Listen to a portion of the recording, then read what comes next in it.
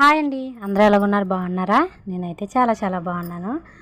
ఇక్కడ వచ్చేసి చిన్న మినీ వ్లాగ్ అన్నది మీ అందరితో షేర్ చేసుకోవాలనుకుంటున్నాను. పొద్దున్నే వచ్చేసి వ్యూ అనమాట. చాలా చాలా బాగుంది. మాకైతే పొద్దున్నే వ్యూ చాలా బాగుంటుందండి.